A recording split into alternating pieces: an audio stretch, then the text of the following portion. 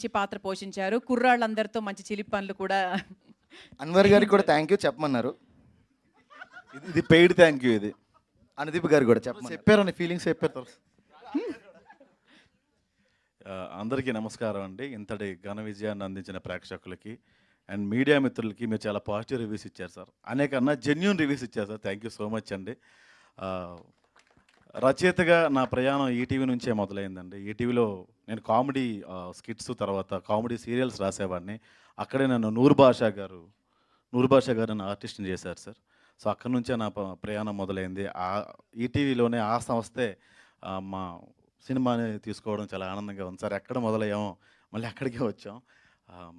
ఖచ్చితంగా ఈటీవీ ఇలాంటి మంచి మంచి సినిమాలు తీసుకోవాలి. ఆ మంచి సినిమాల్లో మేము ఉండాలని చిన్న స్వార్థం సార్ మాకు. అండ్ ఎస్, పింక్ ఎలిఫెంట్ లాంటి సంస్థలో మా సినిమా రిలీజ్ అవ్వడం చాలా ఆనందంగా ఉందండి. ఆవిడ మా లాంటి వాళ్ళందరికీ ఎంతోమందికి అవకాశం ఇస్తున్నారు. ఆవిడ వారియర్ అని చెప్పొచ్చు నేను నిహారిక గారిని. నేను థ్యాంక్స్ చెప్పాలని ప్రామిస్ చేశాను కాబట్టి చెప్పలేకపోతున్నాను ఆవిడకి. ఎక్కువ మాట్లాడినండి. ఒక విషయం చెప్దాం అనుకుంటున్నాను నేను.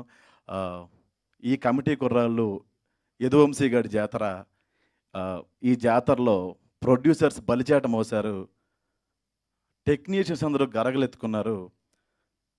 మా ఎగ్జిక్యూటివ్ ప్రొడ్యూసర్ మన్యం రమేష్ గారు అమ్మోరుకు తోడుగా పోతురాజులో నిలబడ్డాడు. ప్రొడక్షన్ వాళ్ళంతా జాతర భోజనం పెట్టారు. ఈ వంశీగాడి జాతరను చూడడానికి ప్రేక్షకులందరూ వచ్చి ఘన విజయాన్ని అందించారు. థ్యాంక్ యూ సో మచ్ అండి. Thank you. బాగుంది సార్, చాలా చాలా బాగా చెప్పారు. ఓకే, సో సుభాష్ గారికి పోటీగా చెప్పారు.